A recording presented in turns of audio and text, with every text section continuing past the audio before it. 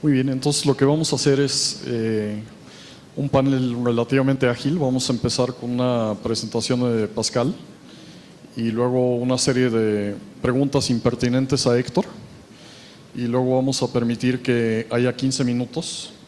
Yo tengo algunas preguntas, pero si alguien tiene una pregunta, más que bienvenida. La única regla es que tiene que ser una pregunta de una palabra. Entonces no es un discurso, es una palabra y cualquiera de los dos puede tomar ese tema. Entonces lo que vamos a discutir es el éxito de países, si aparecen y desaparecen países. Y en ese contexto quiero darles dos datos. 3/4 partes de los himnos, banderas y fronteras de este planeta no existían hace 80 años. Entonces eso significa que se han triplicado el número de países en África, en Asia y en Europa. Y eso nos ha tenido en América Latina con singular descuido, porque aquí no tenemos los debates aún que se tienen ahorita en Cataluña, en el País Vasco, en Córcega, en el norte de Italia, en partes de Ucrania, en partes de Rusia, en partes de China. En casi todos los países del mundo hay una serie de debates que nosotros no los hemos vivido durante un periodo muy largo de tiempo. Y una pregunta interesante es ¿por qué?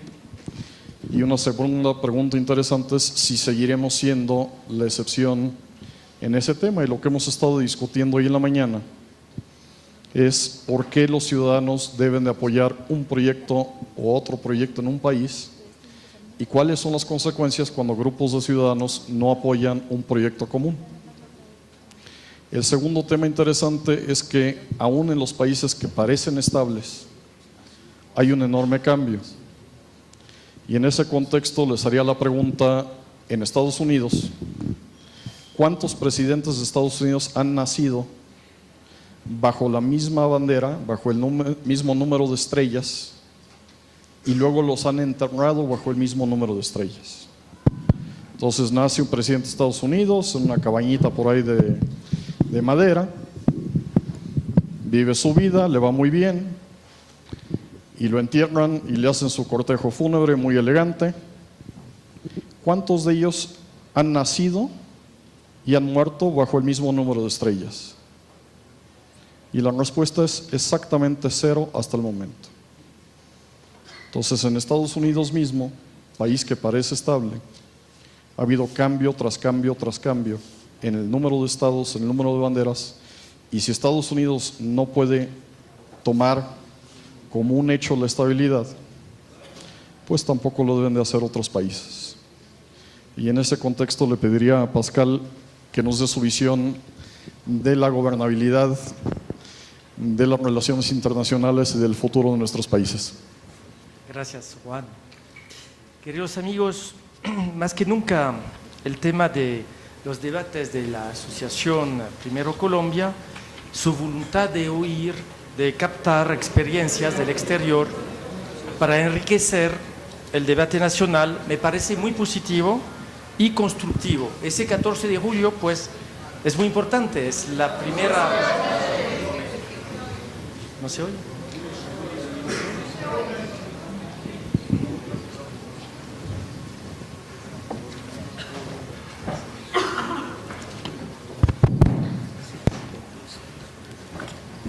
Pues decía que este 14 de julio es importante por lo menos dos razones para mí, francés, europeo y amigo de Colombia.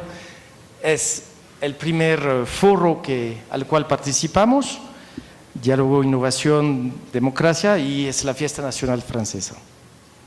Llego de un país, pues, Francia, y de un continente que más que nunca en su historia contemporánea están hoy en día confrontados a nuevos retos. Y como bien lo dijiste, Juan, hoy en día ningún país está protegido de cambios drásticos, y es lo que nosotros estamos viviendo en Europa. Esos nuevos retos en un marco consubstancial de democracia ya han llegado, pero hoy en día el convivir juntos exige el respeto de unas reglas sencillas.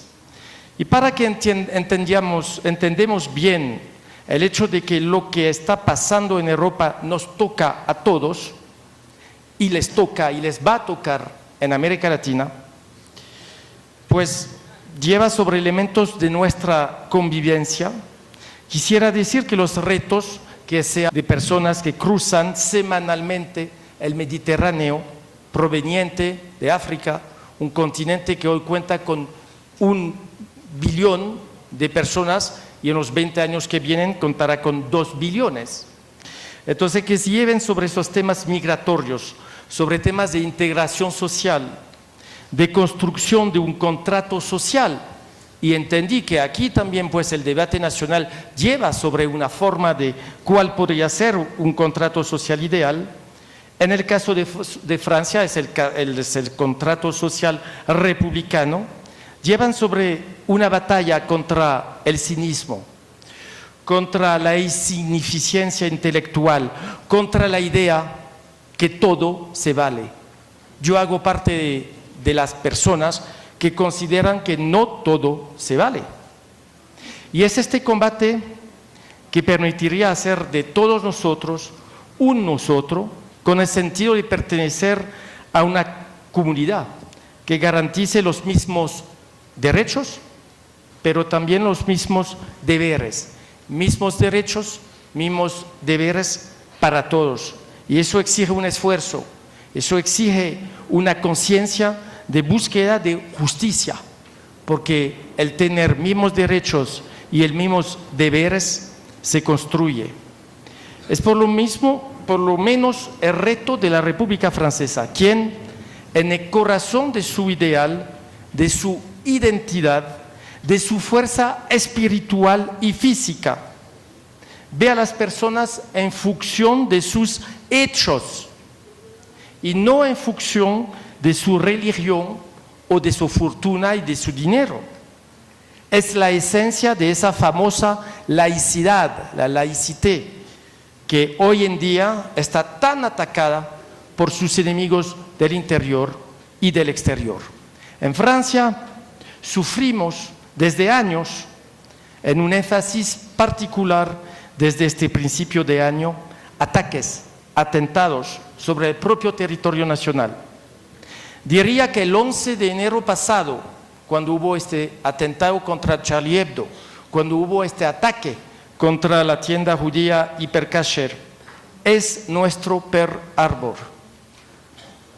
Los atentados contra Charlie Hebdo, tanto como decía la tienda judía Hyper Cacher, han sido un acto de guerra, pero han acelerado una toma de conciencia sobre el peligro contra la República y contra la conciencia de los que comparten principios del humanismo.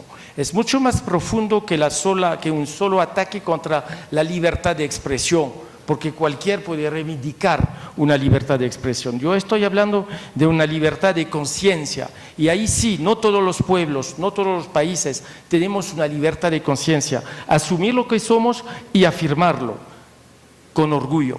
No todos lo podemos en el mundo. Y Francia reafirmó su voluntad de combatir a los yihadistas, los integristas, islamistas, por los cuales somos blando prioritario. Francia, siendo este blando prioritario, está de guerra. Y es un blando prioritario por varias razones. Una razón física. Estamos interviniendo desde 2 años militarmente contra Daesh, ISIS, en Siria, en Irak. Participamos de bombardeos actualmente, ahorita. Estamos atacando AQMI, Al-Qaeda, Magreb Islámico, Ansar el-Din, que son grupos terroristas en el Sahara y que llegan en nuestro territorio nacional.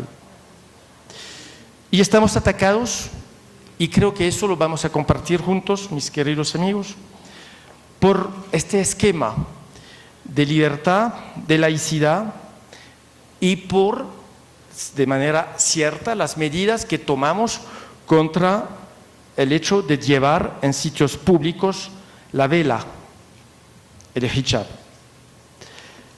Entiéndenme, mis amigos, se trata a la vez de un conflicto de guerrilla, y creo que ustedes eso lo entienden perfectamente, a carácter militar, donde nuestro enemigo, el integrismo islamista, lo nombro porque es la posición oficial de Francia. Desde unos meses afirmamos, y el gobierno francés afirma, que estamos en guerra contra el integrismo islamista. Tanto como enemigos del interior, buscan impactar la gente, impactar las masas. La decapitación hace 2 semanas en Francia de un empresario, Hervé Cornara, por un terrorista que expuso en un acto macabre la cabeza de su víctima entre banderas del Estado Islámico, con la inscripción de la Shahada, es decir, de la profesión de fe del Islam, entra en esa lógica de guerra, de guerrilla. Se trata también de un conflicto entonces a carácter psicológico, tocando en nuestros símbolos. Y en esto estamos todos concernados, y a eso quiero llegar, porque toca sobre nuestros modos de vida, sobre nuestra identidad, sobre nuestras proyecciones, sueños de vida y de cultura. Mario Vargas Llosa lo dice desde meses y lo dice muy bien: este combate es un combate contra el cinismo, es la lucha contra el hecho de jalar por abajo la sociedad, es un combate contra la idea, lo diré, según la cual todo se vale. Hago parte, y creo que muchos aquí hacemos parte, de los que creen y afirman que todo no se vale. El mérito, el esfuerzo, la voluntad de romper un determinismo social por trabajo, por buena fe, son resultados de un compromiso personal, de una voluntad de avanzar de manera honesta en el respeto. Es por eso que nuestro debate hoy en día, a mí, me parece extremadamente importante y bienvenido. Pero ¿cómo hemos llegado a esa situación en Europa, en Francia? Y no sé si les llega esas imágenes, esas informaciones, pero sí estamos entrando en una guerra de civilización, y peso mis palabras. Y les va a tocar escoger su campo, su compromiso, además de todo el trabajo y de todos los compromisos que están llevando a cabo ustedes aquí en Colombia. ¿Cómo se pudo poner en tela de juicio un sistema de integración, este famoso ideal republicano francés del elevador social, uno siendo humilde que puede llegar a puestos de los más importantes? Sin duda, creo que la visión tercermundista de los años 60-70, que han marcado en Europa y en Francia particularmente generaciones de personas, y que han influido ellos mismos sobre el mecanismo del Estado, sobre la mentalidad, a través de la escuela, de la universidad, de muchos medios, generó la idea de que el mundo europeo, y diría occidental, es obligatoriamente culpable frente a un mundo exterior, y en este caso, porque hablo de los desafíos de seguridad a los cuales somos confrontados, musulmano, que sería de manera ontológica, de manera consubstancial, inocente. Esa visión ya es obsoleta. Y diría que el conjunto de los musulmanos que hoy en día luchan diariamente, mueren, combaten el Estado Islámico, deberían verse apoyados igual que lo han sido en los años 70 y 80 los disidentes de la ex-URSS, dentro de los cuales unas figuras que nos marcaron en Europa, en el mundo occidental, tanto como pensando en Alexander Solzhenitsyn, Andrei Sakharov, Alexander Ginsburg, Anatoly Marchenko, Elena Bonner. Quiero saludar el coraje de países como Egipto, Tunisia, que ha sufrido un terrible ataque hace unos días, Argelia, Marruecos, Jordania, que desempeñan un trabajo diario para luchar contra el extremismo, librando una batalla sangrienta. Los grupos islamistas han escogido la muerte, nosotros escogimos la vida, de tal modo que el choque es inevitable. Quizás desde la caída del muro de Berlín en 89 caímos nosotros, europeos y franceses, en la idea de que habíamos vencido ad vitam aeterna, a tal punto que solo teníamos ahora y para siempre que administrar, gestionar lo que existe. Pensábamos que la ampliación de la Unión Europea, el crecimiento, por supuesto, económico, el buscar ganar más, tener más, sin darse cuenta que todos esos mecanismos se nos escapaban, pues han llevado en tela de juicio quizás el esencial. No vimos que se desplomó una ambición histórica, no vimos que la acción contra una nueva forma de determinismo ha creado confusión. La igualdad, y lo hablo esta mañana, Gloria, no es egalitarismo. Caímos en eso, caímos en esa confusión. Y hemos acelerado así una forma de desarmamento intelectual y más grave, moral. Todo este proceso fue alimentado por una forma de, como dice Vargas Llosa, una forma de democratización de la incultura. No se democratizó la cultura, se democratizó la incultura, la diversión, pero ya no vamos en el fondo de las cosas. Y el proceso moral, para siempre buscar excusas a todo, excusas a todos los que nos esfuerzan porque el abuelito fue enfermo, porque no sé qué, pues este proceso moral nos costó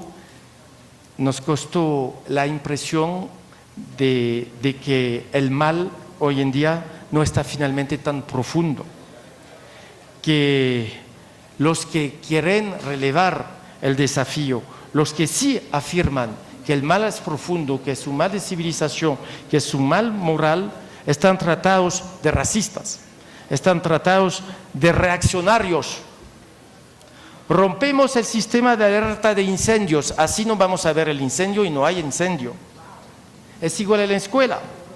Las notas clasifican el nivel de trabajo de los alumnos. Entonces, para que no haya diferencia entre los alumnos, borramos las notas. Estamos en este proceso grave en Europa que debemos parar y parar despertando las conciencias. Como bien lo dijo Shakespeare, me quedé con placer tantos años en el error que me es más fácil seguir en esta vía que pararme en camino. Y por cierto, en no tomar las angustias identitarias, la inseguridad cultural, el sentimiento de abandono expresado por muchos, como por ejemplo por la mitad de los europeos en la Unión Europea desde los años 2000, pues abandonamos el mundo a manos de populismo. Y por cierto, es solamente en los países democráticos que podemos tener y ofrecernos el lujo de no hacer política, de criticar, de decir, no, la sociedad va a funcionar sin que se tome responsabilidad y decisiones. Parar este proceso consiste hoy en día, en parte, en una reacción contra este sistema que consiste en jalar por abajo la sociedad. Sí, existen cosas del ayer que deben construir el de hoy y de mañana, el mérito, la jerarquía. Nuestros pensadores y filósofos contemporáneos, pienso entre muchos en Raymond Aron, pienso en Jean-François Revel, incluso a Karl Popper, lo han dicho reafirmándolo. Y por cierto, a raíz de esa idea, el patriotismo, y aquí hay muchos patriotas, hace parte de esos valores sencillos que debemos afirmar hoy en día más que nunca. Ser patriota es saber quién es cada quien, quién somos en un contexto nacional, pero también internacional, porque la casa común, que es la nación, está constituida de seres que deben saber no solamente quiénes son, pero hacia dónde quieren ir. Ser patriota no es ser reaccionario, es tener conciencia de su propia identidad, de su historia, de su tierra, para ir más allá, en adelante, en esas nociones, valores que compartimos. Esa fórmula, por cierto, hace parte de un mecanismo reaccionario, de intimidación moral, que aparte los que no piensan como el buen pensante, hoy en día, más que nunca, han venido los tiempos de afirmar quiénes somos, siendo obviamente, pero siempre es bueno reafirmarlo, abiertos al mundo. Ser abierto a los demás no significa renunciar a lo que somos, bien al contrario, significa mente abierta, flexibilidad, buscar alianzas novadoras, buscar imaginar nuevos caminos, pero también conocer su propia historia. Estas ideas sencillas son, por decir la verdad, esenciales en el mundo de hoy, caracterizado por una globalización, ya lo hemos hablado, una globalidad siempre más fuerte, pero confrontado de manera paradójica a un reforzamiento del nacionalismo, de los nacionalismos, de la identidad nacional. Y es este aspecto paradójico, pero bien real, de la construcción internacional que vimos bien esta mañana. Ese contexto impone tener el coraje de ser sí mismo en la diversidad de nuestras culturas, pero firmes sobre unos principios. Todos esos principios hacen parte de la construcción de ritos de pertenencia nacional, de la República en este caso, ritos de pertenencia cultural, de civilización. Esta palabra ya volvió sobre el primer plano, incluso en Europa, cuando personas a la guerra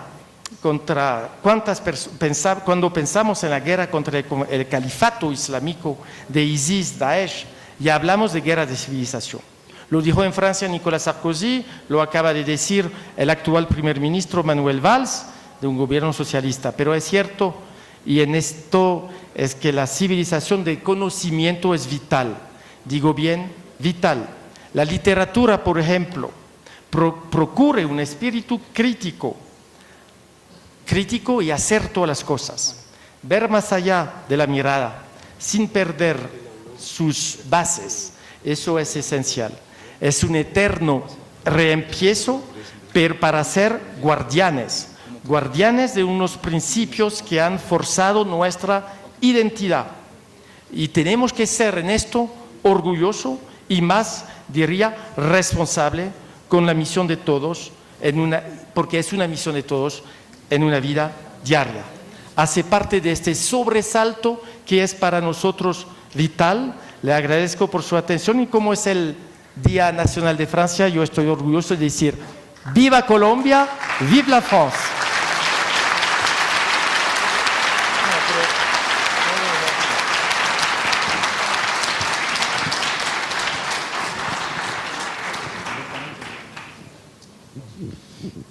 Bueno, muchas gracias.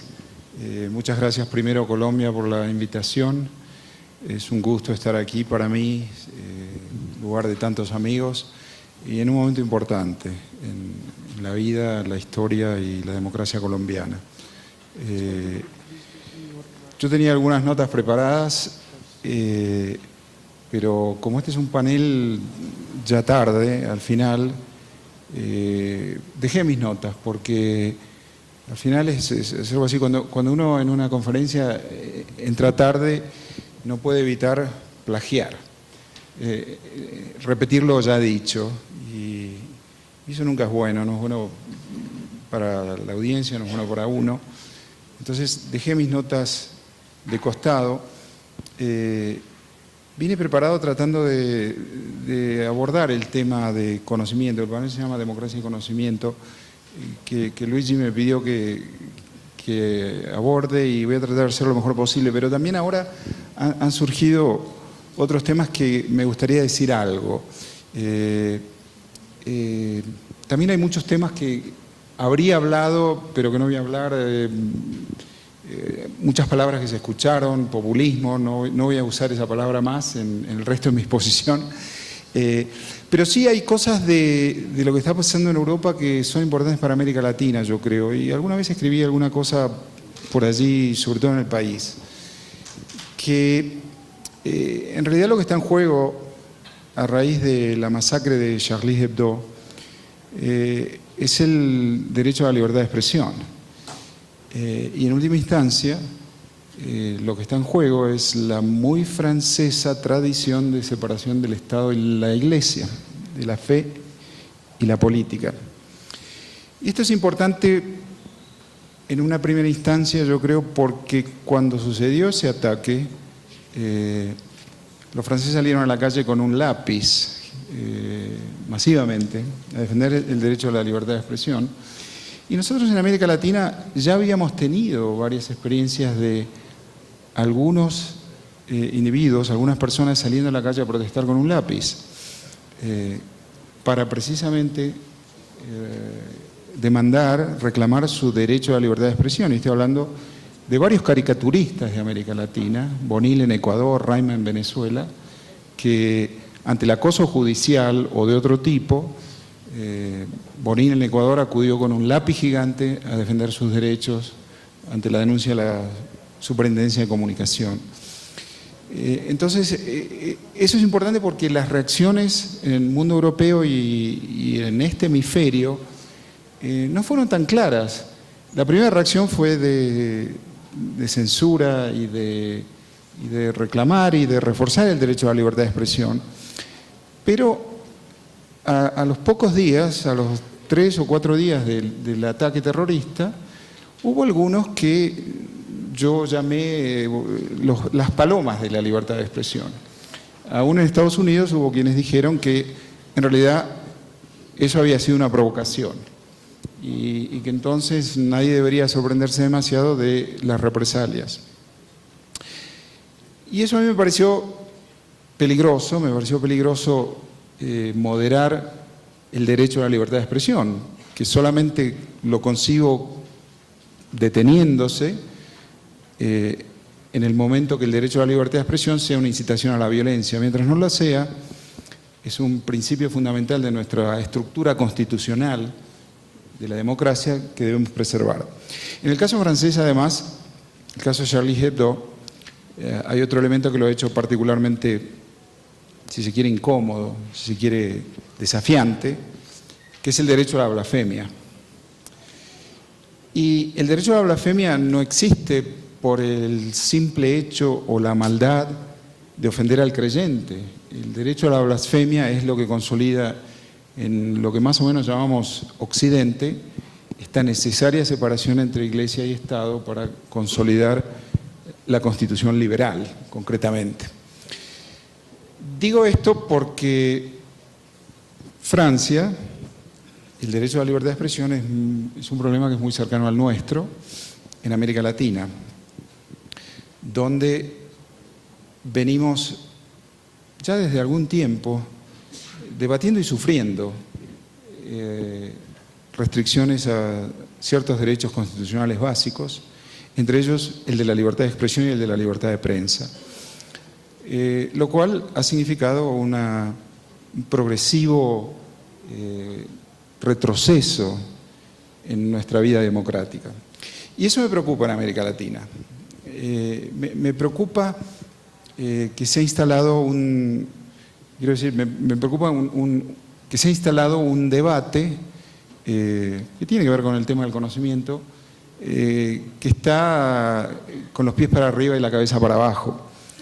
Se ha instalado una noción vieja y liberal, si se quiere, algunos lo han llamado populista, qué sé yo, pero es esta noción que tenemos un problema importante de desigualdad en América Latina, tenemos un problema de pobreza y un problema de desigualdad, somos el continente más desigual del mundo, y eso importa no solamente en términos morales o éticos, que la desigualdad y la pobreza es algo que nos afecta moralmente, también es importante en términos de la ciudadanía democrática, en términos de individuos que se puedan constituir a sí mismos como ciudadanos democráticos en el sentido estricto del término.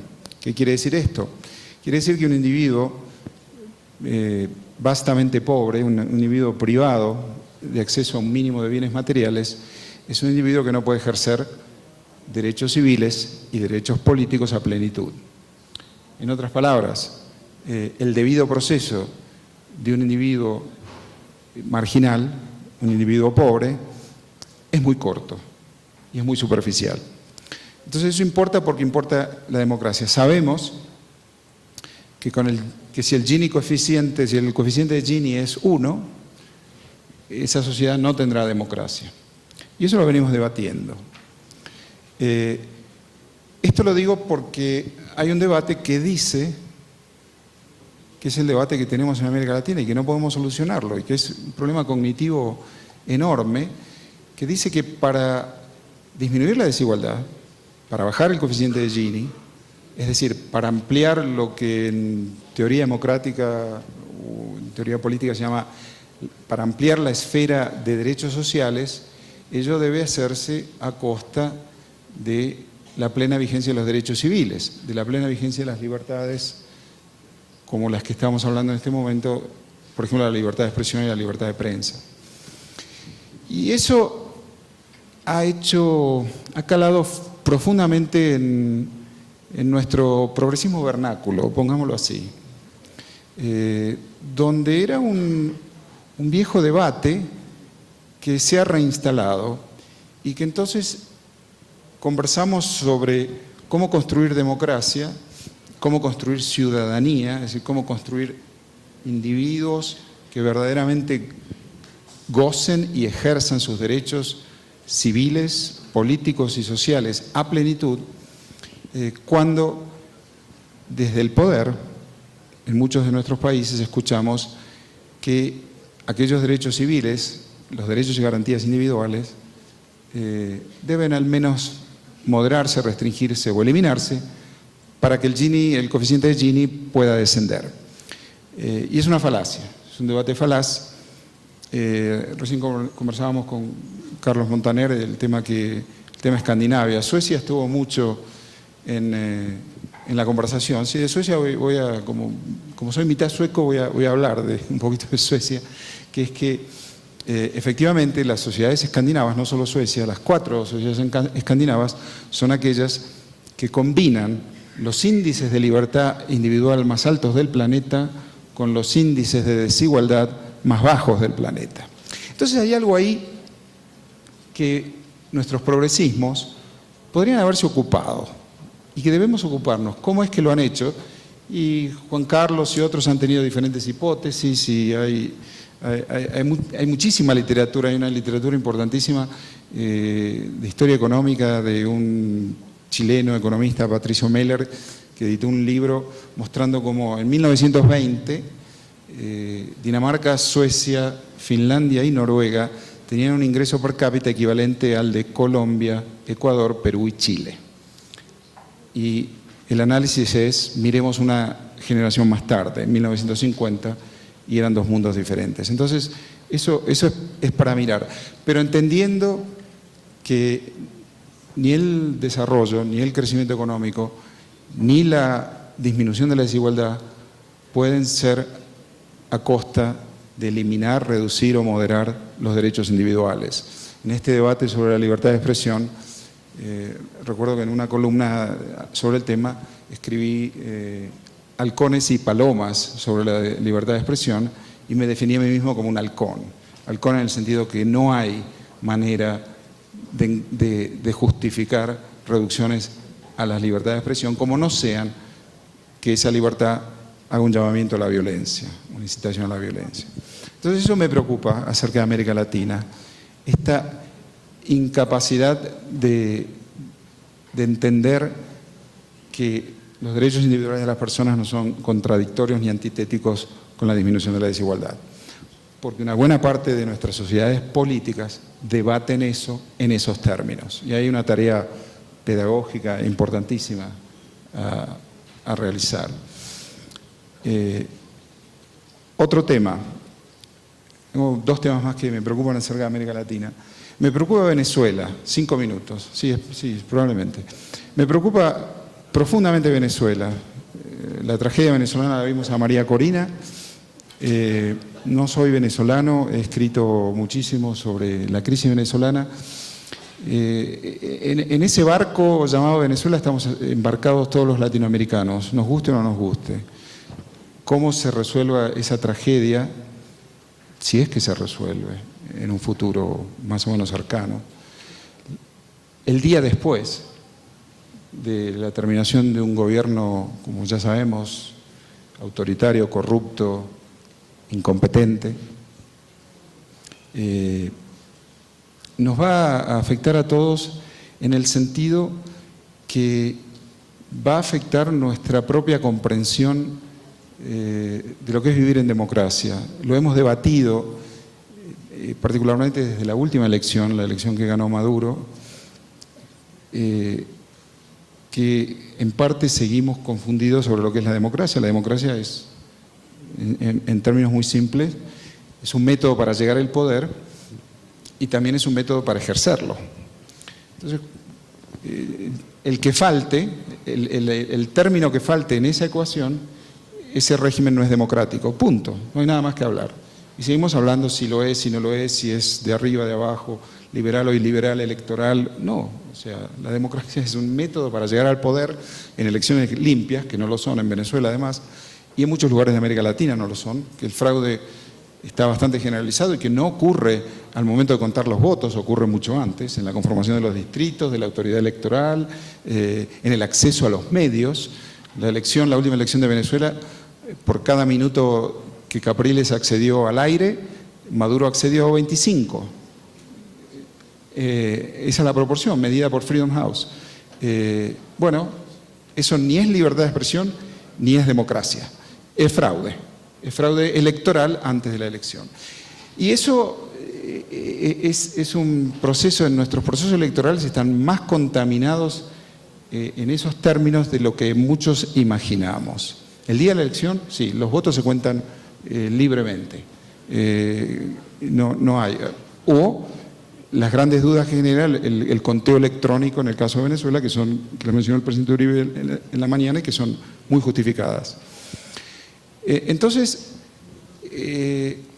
estemos muy pendientes, no solo por los venezolanos, vecinos de ustedes y amigos, pero sino porque lo que está en juego es notable. Si ustedes se fijan, en los años 80, cuando América del Sur en su gran mayoría tuvo transiciones a la democracia, a partir del 79 con Perú y luego el resto de América del Sur, Argentina, Brasil, Uruguay, Chile, Ecuador con varios ida y vuelta, Venezuela y Colombia, pero Venezuela era una de las democracias estables y lo que la literatura llamaba y sigue llamando consolidadas. Y hoy Venezuela está como está y es uno de los temas importantes desde el punto de vista del estudio de las transiciones, pero también desde el punto de vista de la supervivencia de la democracia como orden político. Finalmente, me queda un minuto, el otro tema que me preocupa en términos del conocimiento es la juventud. La juventud de los jóvenes en América Latina y en todas partes del mundo, en realidad, y esto es un problema serio para el orden político democrático. Donde uno vaya en América Latina, en Europa y en el Medio Oriente, el desempleo entre los jóvenes es más alto que el promedio nacional.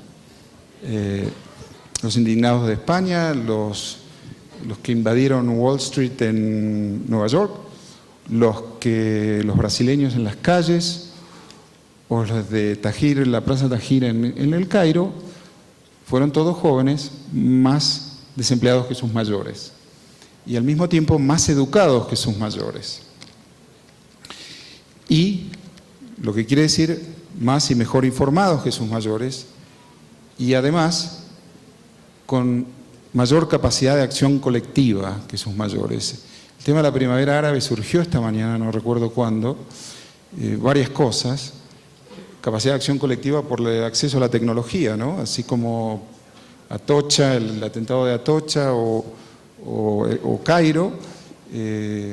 Bueno, en realidad la primavera árabe comenzó en Túnez con un vendedor informal que estaba en una fila para solicitar un permiso que por vez número 25 le fue denegado y se prendió fuego, cometió un suicidio, y eso fue grabado con un teléfono y circuló, y el resto es historia de la primavera árabe. Una primavera fallida, con la excepción de Túnez, porque ninguno de los otros países logró consolidar un sistema mínimamente democrático. En parte porque toda esa explosión de la sociedad civil careció de partidos políticos, que son el vehículo organizativo esencial de la democracia. No desatendamos eso. Y en eso también tenemos ciertos problemas, pero no me quiero extender mucho. Bueno, lo que pasa con los jóvenes en América Latina es exactamente igual. Más educados que sus mayores y más desempleados, con capacidad de acción colectiva y con frustración social. Lo cual es una ecuación potencialmente explosiva y es una buena receta para la inestabilidad. Para finalizar, esto en el contexto de las nuevas clases medias de América Latina, el Banco Mundial, la CEPAL y todos los organismos han medido que en los últimos 8 o 10 años han dejado de ser pobres 70 millones de latinoamericanos. Esas son las nuevas clases medias. Pero son clases medias muy precarias y muy vulnerables al cambio de ciclo económico que ya estamos viviendo. El boom de las commodities poco a poco se está agotando, como otras denominaciones han sido el viento de cola ha dejado de soplar, y varios de los países de nuestra región han aprovechado eso, pero no han invertido, no han ahorrado, no han tenido ahorro fiscal para enfrentar el cambio de ciclo, y hay, eso sí, 70 millones de nuevas clases medias que son especialmente vulnerables y susceptibles de volver a la pobreza ante un cambio de ciclo y cambiantes condiciones en el empleo, como va a suceder si este cambio de ciclo se profundiza, y que son, en buena medida, estos jóvenes más empleados, menos empleados, más educados y con mucha frustración social. Lo cual me preocupa en los próximos 2, 3, 5 años en términos de la capacidad de nuestros sistemas democráticos de generar orden político, democrático y de reproducirse a sí mismos, generando estabilidad al mismo tiempo. Muchas gracias. Hasta luego. A discutir, que era democracia y conocimiento, y lo volvieron democracia, conocimiento y sobrevivencia. ¿Y por qué sobrevivencia?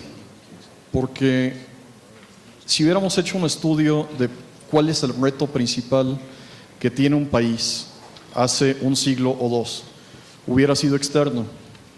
Entonces teníamos pues una serie de guerras interamericanas en este continente, teníamos una serie de rencillas, teníamos una serie de imperios, teníamos una serie de gentes que querían apirañarse de las minas, del oro, de las esmeraldas de un país. ¿Y qué es lo que ha pasado con los conocimientos, que es lo que estamos escuchando en las dos pláticas? Que los conocimientos hacen que la riqueza de un país pueda salir en 2747. Y eso significa que los países ya no quieren invadir a otros países. Y significa que cuando un país empieza a fallar, como están fallando una serie de países, nadie quiere gobernar esos países. Entonces tenemos un problema de reestructuración interna de los países, porque los países, los retos son internos, las divisiones son internas, los países se están dividiendo por rencillas internas, los retos de seguridad principalmente son retos internos, a veces aliados con lo externo. Y para usar tus propias palabras, Héctor, tenemos a jóvenes más educados, más globalizados, más organizados y menos empleados, que generan una dinámica muy compleja de gobernabilidad, porque el enemigo a veces es interno.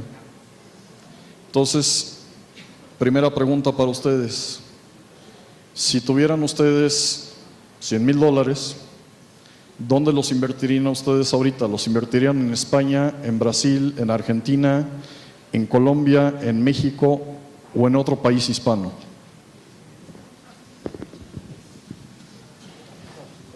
No, yo no, porque a ver si me acusan de fuga de capitales.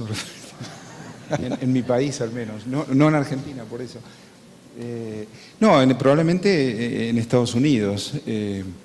No, Estados Unidos no era parte de la lista. No era- bueno, pero como el Estamos inversor, hablando de como el inversor es Hispanoamérica. soberano y autónomo.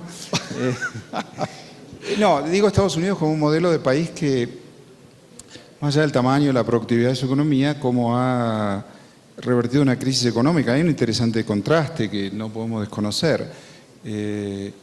Mientras Europa ha quedado en su particular ortodoxia, Estados Unidos ha instrumentado un déficit, un estímulo fiscal que ha generado déficit, obviamente, pero que ha recuperado la economía y el empleo. Sale. Y ha vuelto a hacer a Estados Unidos una economía tremendamente productiva y tremendamente competitiva.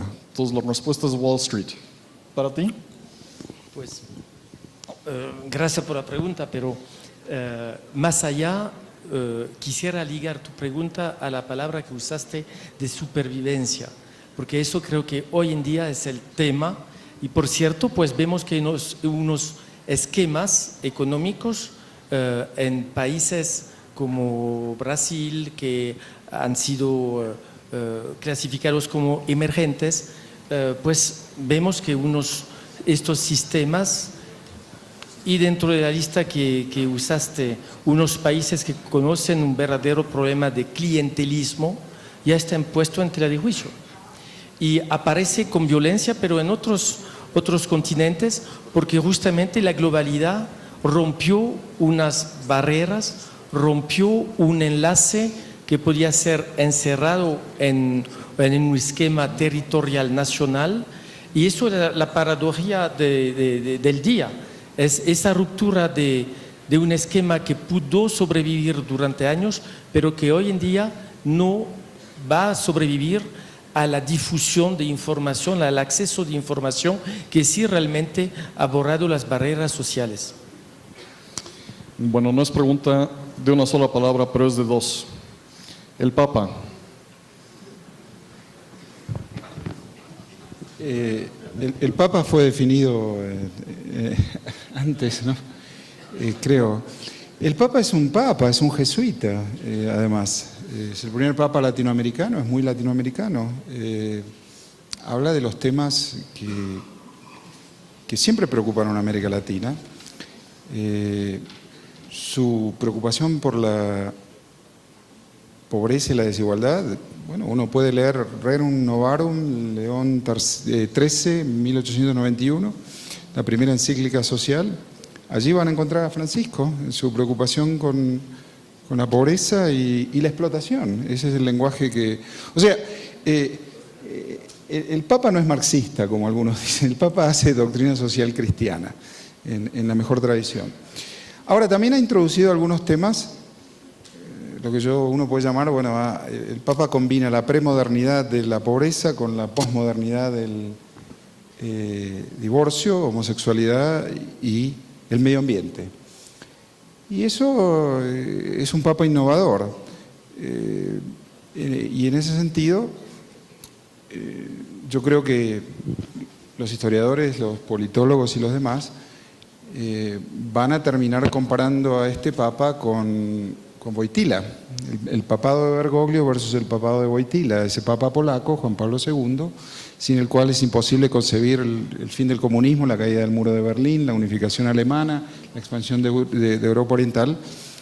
Sin un Papa polaco habría sido otra cosa, enteramente diferente, si es que habría sido. Yo creo que este Papa latinoamericano va a haber que mirarlo en el tiempo y ver si su teología y su doctrina, tan dirigida a América Latina, va a tener efectos comparables a esos. Yo te voy a decir cómo lo veo, pero yo creo que este Papa es un gran Papa. Es un gran Papa y, como bien dijiste, Héctor, es un jesuita. Y Cuando digo esto, tengo miles de imágenes que llegan a mi cabeza porque me proyecta a 20 años atrás, 25 de mi vida, cuando entendí la teología de la liberación en El Salvador, donde vivía en los 80. Es decir, en la guerra, en el conflicto, en la muerte. Y ese Papa pues cumple con un papel apostólico, pero con un papel que es el de la Iglesia contemporánea, es llamar la atención, es denunciar la pobreza, este determinismo social que quisiera hacer pensar que ser pobre, te naces pobre y mueres pobre. La clave del desarrollo, la clave de nuestro porvenir a todos es, por supuesto, hacer todo para favorecer, desarrollar, implantar el desarrollo, la lucha contra la pobreza. Bien dijiste, Héctor, que la pobreza en América Latina bajó, pero sabemos que es el continente donde las inigualdades sociales son las más grandes, pero mucho más allá de América Latina. El Papa manda este mensaje, así lo entiendo, pero puedo ser equivocado, pero de romper con unas barreras. Ahora yo sé que el tema es muy sensible, yo sé que estamos en tierra latinoamericana, yo sé lo que es la teología de la liberación, yo sé los dramas que han vivido, que viven, que siguen viviendo aquí en Colombia, pero en América Latina, pero es un mensaje en un momento clave cuando el mundo hoy está confrontado a ese desafío. O favorecemos el desarrollo económico y social o vamos a una guerra de civilización. Se nos acabó el tiempo, nos queda exactamente 2 minutos, entonces pregunta de una palabra, respuesta de 1 minuto de cada uno y los voy a cortar al minuto. Colombia. Es una pregunta para exponerme, pero sí, es un momento enormemente complicado. Yo estudié Colombia en la universidad. Mi primera lectura de Colombia fue un viejo artículo de Alex Wilde, en el libro editado por Arturo Valenzuela, editado por Juan Lins, donde está Arturo Valenzuela también. Y el título se llama Democracia entre caballeros, conversaciones entre caballeros, democracia en Colombia. Y lo que yo aprendí a través de ese Alex Wilde, un experto en Colombia, americano, que decía que la élite política colombiana tenía una enorme capacidad de conversar, acordar, negociar, partir la diferencia y era un elemento de estabilidad. Lo que yo veo en estos 3 días que he estado desde que llegué, inclusive conversaciones con mis amigos de NTN 24, es que hay mucho menos de eso. Que hay lo que a mí me resulta como alguien que valora la estabilidad democrática, veo una animosidad y una división entre la élite política que me sorprende, que no es la Colombia que yo aprendí, ni siquiera es la Colombia que vi viajando a Colombia 3, 4, 5 años atrás. Y eso me preocupa y yo creo que es algo para mirar y para pensar. Pues diría rápidamente, Colombia primero es un gran país. Es un país que hace parte de la nueva columna vertebral de América Latina, la Alianza del Pacífico. Creo que eso es un eje económico extremadamente importante. Segundo, es un país donde el debate, donde todo es materia de debate y donde la gente debate y va en el fondo y todo está sobre la mesa. Eso lo veo extraordinario. Ahora es cierto, pues estamos en un cruce de caminos. Nosotros europeos lo miramos con atención, pero por supuesto me preocupa que 60 años después todavía estemos en esa situación bloqueada y iba a decir casi estancada. Muchísimas gracias.